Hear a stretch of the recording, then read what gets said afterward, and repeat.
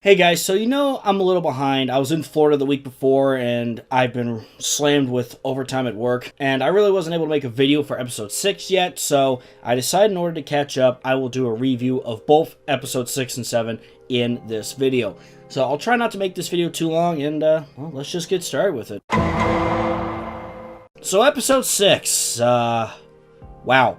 I feel like this entire episode was a fever dream. Like, I think I was in the Twilight Zone for a moment, especially at the end. So, let's talk about this one.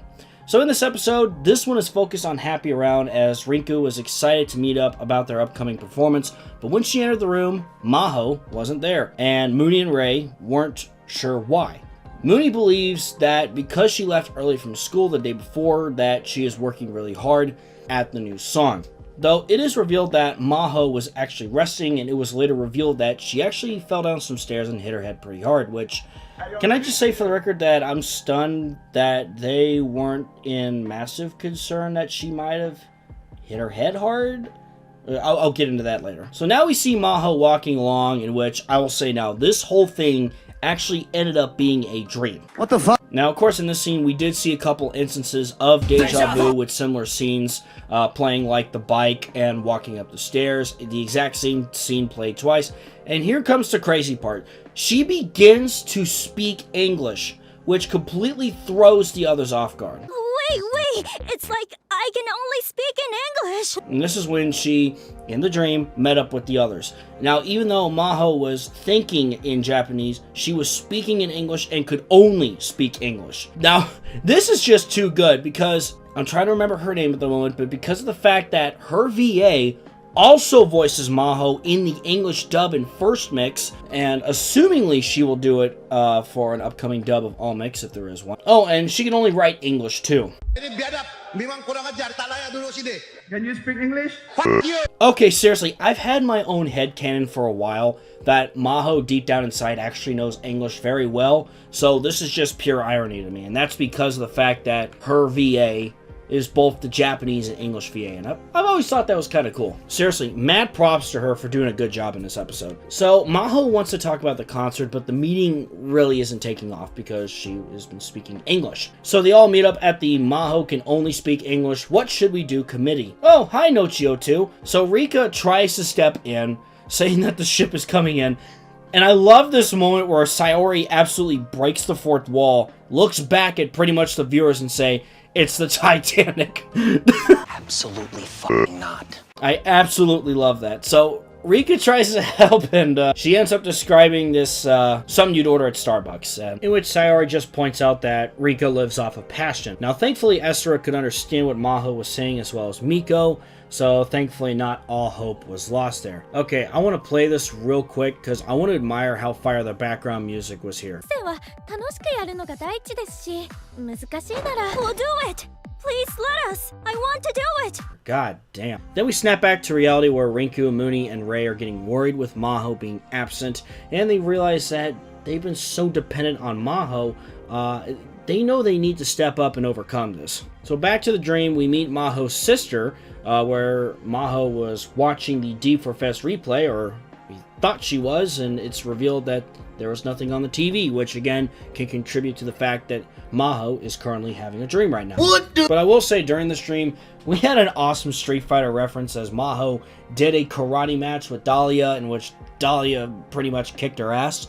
Maho wants to fight, but nothing is fixing this issue she's having with her English. But Rinku reminds her that regardless of any language, she is still their friend, and they should get back to discussing about the concert, so they agree and work on a theme for their song. So Mooney comes up with this poster that's Nightmare Before Super Summer, and they all really liked it. And Maho agreed that they wanted to be up to the challenge, to try something they'd never done before. They did a lot of help with the set list, as well as giving Maho a hand. Now remember, this was in the dream, but this still ties into what happens when Maho wakes up. Speaking of waking up, wake up! Maho starts speaking Japanese and realizes it was all a dream. Then she realizes, oh shit, it's the day of the performance, and she had nothing at all on her computer ready for this performance. So she runs on over and bursts into the room and is greeted with a huge hug from Rinku, which who wouldn't love that? they were glad that she was alright and said that the concert was actually in 3 days and not today. So, in the Maho-chan missing practice is a pity committee, and this happened in reality, not in a dream, Happy-ron asked how they can make it to where Maho doesn't have to do all of the heavy lifting. However, Ibuki, Dahlia, Yuka, and Nagisa reminds them that they are a team and that perhaps they could pull Maho forward instead of Maho pulling them forward. So that's what they did, and they came up with something to work with. A new song, just like in Maho's dream, and so in ways, the dream and reality came together. And as weird as it sounds, sometimes in life that actually happens. You have a dream of something, and then you wake up, and you're like, wait a minute, didn't I experience this in a dream? This is weird. So I think the ending of this episode is what had a lot of people talking. So it feels like we're going to have this fun, happy-round performance like usual, but right away, something was different, as Maho realized that this wasn't the song she thought that she would play, I guess. And yeah, it feels like another dream sequence because, oh my god, it's Zombieland Saga. What? Hey yo, what the fuck? When I first saw this, I kept having to ask myself, what in the actual fuck was going on? Like, yeah, everyone became zombies, and I'm trying to figure out if this is the actual song that I'm going to play on Groovy Mix later on. Now, keep in mind, I have also seen episode 7. These were my initial thoughts when I saw this episode before episode 7. Yeah, I actually had to watch this a second time just to gather some thoughts on this. Like, yeah, as I said at the start of this video, I thought I'd entered the Twilight Zone, especially seeing Saki at the end. It gave me Twilight Zone vibes, kinda. I can't help but wonder, was this some sort of fever dream she had, or was this in a dream Maho had? Well, I'll get to episode 7 here in a second. So overall, I loved how they did this episode with Maho here. Again, the fact that her voice actress can speak English and do the English dub, like in First Mix, made this flawless. Like, it was funny during Maho's dream with just her suddenly being only able to speak English. And this goes back to the previous episode, Mermaid, with Sayori talking to somebody from America and somebody who's actually speaking English. Again, I think that was really unique and really cool. Overall, it was a good episode. Even if the ending felt like a total fever dream, it's got to feel like, seriously, it's gotta feel like Maho or Saki's dream here. So let me know what you guys think in the comments down below on episode 6, especially at the end. Let me know what you think on that. Like, man, that was trippy, but it was also a good episode at the same time.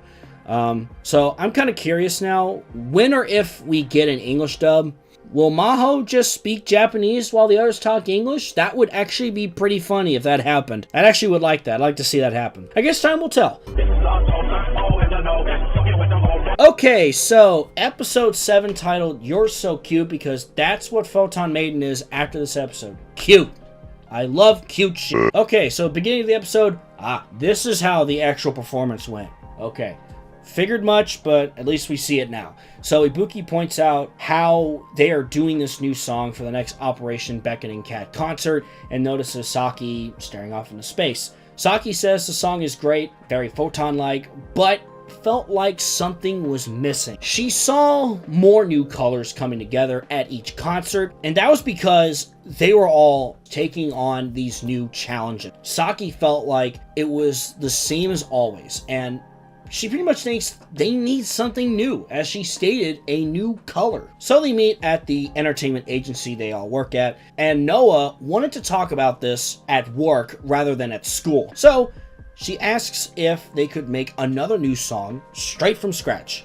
She has an idea that could help create that new color Saki was looking for. So Noah proposes a unit intro song that could help present a new challenge to Photon Maiden. So how do the other 3 feel? What the fuck? Oh, pure fucking silence. Cool. Anyway, Toa runs up to Noah because the precious little angel she is, and she wants to try Noah's proposal of a unit intro song. Toa believed it would be like they were idols. Noah is planning on a presentation to explain why she wants to do a unit intro song, and Noah said, hey, no need to worry, I know how to give a presentation, like, I got this, don't worry about it. Then we are approached by Glasses, Noah, and Toa. They look really cute in them, and as they approach Saki about the proposal for a new unit intro song, guys, I am not going to lie here, Noah was cooking this entire episode. They let her cook. I will explain more later, but she was fucking cooking. Saki, however, is concerned that the audience might not need some sort of introduction at this point, since they're a well-established and well-known unit. Again, this isn't like, hey, we're a group of friends, we're forming this unit. No, this group is with an entertainment agency. Like, they are professional, they are legit, right? I'm not saying the others aren't legit. They're all legit and awesome. Just saying, before anyone throws stuff at me. Calm down, everybody. Anyway, sorry. Noah, however, says that this will be a different introduction from what we've always done. That the members will be introducing their real selves.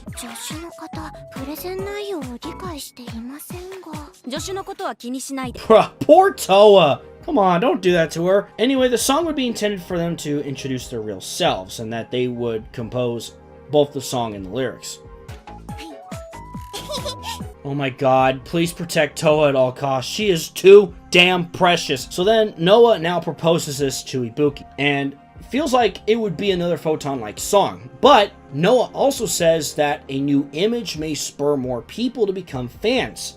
Photon's future was riding on this challenge. Jesus Christ, let her cook! So Ibuki says that she really wants to approve it, but it would mean stopping production on something that was already being produced. Now, Noah really wants this song to showcase the new Photon Maiden. Toa wants something like a complete transformation, and mentions examples like Happy Around's music, in which, yeah, this is one of those time traveler moves a chair memes, basically. Wow, this is cursed. So yeah, perhaps a little too extreme. Though Ibuki stated, hey, we need to set some boundaries. We don't want to stray too far from what we established, and that absolutely makes sense. I totally get where she's coming from. Then we had a cute Ibuki moment with her doing karaoke, and I also really love this 360 animation going on around the girls at the table here. Then Noah, being Noah, she steps in and tells Saki, you're cute, so be yourself. Oh shit. Oh shit. Okay, yep, that's cute. Oh shit. Noah approves it, but Ibuki says, oh hell no! So yeah, things aren't progressing much with this new image. They need to have a demo before presenting this to the staff. And Noah thinks that she needs to make a better proposal, and that it will not get approved as it is currently. Holy crap, we got professional looking Photon Maiden now, as they are ready to give this proposal to the agency. So they present the demo, and Noah pulls in an Albert Einstein quote saying that revealing this unit intro song is the definition of courage. So the higher-ups bring up that this ideal is not without their disadvantages, that their management did change recently since Shano, I think is her name, left to rejoin Call of Artemis. They got asked, what was the biggest reason behind canceling a song in production and wanting to change their image? Now this caught the girls off guard. They were clearly not ready for that. But no, let Noah cook, let her cook. So she stood up, made a quote from a famous playwright, whoever strives with all his might, that man can redeem. But then the issue was brought up. Those words were not Noah's or Toa's or Saki's or Ibuki's. Pretty much none of them. It really hurt the next scene to see Noah crying. I seriously wish I can give her a hug, because she really poured her heart out for this, because she really cares about Photon Maiden's future. She really wanted to help her friends Saki, Ibuki, and Toa. And after collecting herself, she ends up making a call to Shano, their old producer who I mentioned earlier. Noah basically wanted an opinion, but she said that Shano didn't really give her one, and told her that what matters most is to express how you really feel. And I agree 100% to this. To me, it's important to express in certain moments how you really feel, and music is certainly a good way to do that. It really is. So Noah admitted that during the meeting, her mind went blank, which explains why she made all those famous quotes. She felt like she might have been nervous and wanted to say things that she wishes she could say, and I can totally relate to that. I will record something, make a video, or I'll do something, I'm like, oh, why didn't I bring that up earlier? I literally, that's me all the time. She bottled up her anxiety and tried to deal with it alone, which that I can also relate to at times in my life. Trying to bottle things in and just trying to straight up deal with it, it never ends good, guys. It isn't good for you. Don't ever bottle things in. If you need to say something, obviously control your emotions, but if you need to say something, say it, and just be calm and reasonable, okay? Just don't bottle it in. Anyway, Saki also brings up that she was anxious too, and wanted them to think up and do new things too. They all pretty much felt how Noah felt. Oh, Jesus Christ. My heart. It's too fucking cute. I love it so much. they kind of end up poking fun at each other with different things and joke about who's the coolest or who's the most Photon-like. You know what? Hey, Photon Maiden is cool, okay? Guys, comment down below if you think Photon Maiden is more cool or they're more cute. I'd also like to hear what you guys think about that, so be sure to comment that down below. So they do the meeting again, and I swear to God, Noah cooked more than she ever did before. She cooked an entire damn summer barbecue in this scene. When she saw them smile, it reminded them something I couldn't agree with more. That they're just so cute. Seriously, she went off, and I swear, she deserves the MVP in this episode. She does. She deserves it. I really love the development of Noah in this episode. The fact that she has her thing for cuteness, and cuteness, and cuteness, and this was done so well. The fact that she said, so if super cute girls can do an intro song, it'd totally be freaking cute. Amen to that, sister. So when she was asked about giving examples of cute, oh shit, yep, they got her going now. Then we just get more fucking cuteness, because I could always use wholesomeness and cuteness in my life. I really appreciate it when that happens. I agree with Noah about Saki here. I definitely agree with her on Toa, and the fact that she is so damn precious. Like, seriously, Toa deserves head pats and crepes, because she really loves crepes. She deserves it all. Please protect Toa Hanamaki. Please. The one with Ibuki was absolutely golden. The fact that she went from, yeah, she's got that drop-dead gorgeous older woman image, but she's trying to be perfect and showcase her leadership, and it's so cute too. And then suddenly it's like, I agree to that too, but it's like, okay, careful Noah. Careful, Noah. Anyway, after Noah was done cooking an entire summer barbecue, she had herself a flat-out adorable moment too.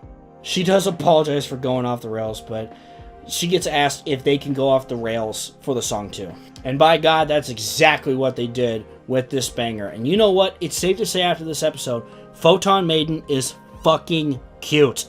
Like, seriously, I can totally get the idea of wanting to change their image and their music and how important that is. I don't want to bring up takes or rants, but I want to bring up my favorite band, Linkin Park. You know, they just released an unreleased song from 2003 recently called Lost, and I've been listening to it nonstop. I know in their later years, people kept saying like, oh, I love their older music. Oh, go back to Hybrid Theory. Go back to Meteora. I learned to just appreciate that Linkin Park was willing to change their music up every single song, every single album. They've always been the same members, they've always been the same group for that longest time, of course, up until the unfortunate passing of Chester Bennington. What I'm trying to point is, if you keep making the same thing over and over and over again, people are just going to get tired of it, and, you know, people are going to stop listening to you. So I think Photon Maiden was doing the right thing here. Sometimes you just got to change it up, you got to shake it up, do something a little different, and that can be applied to really anything. You just gotta change it up sometimes. And to me, that's what helps you grow, is being able to say, okay, I've done this long enough, I need to do something different now. So if I had any last thoughts, I just want to give them all hugs. I just, good Lord, I didn't realize how cute Photon Maiden was until this episode, for the love of God. I know Toa is just so precious, but oh my God, I'm gonna have a freaking heart attack. Anyway, I'm caught up. Thank you guys for watching. I need to relax from all the cuteness overload before I freaking have a heart attack, so yeah, thank you guys so much for watching. Sorry it's been a bit. If you like these videos, feel free to subscribe, hit the like button, and with that, I will see you guys in the next episode. Remember, Photon Maiden is cute, but then again, D4DJ is full of cute girls. See you guys.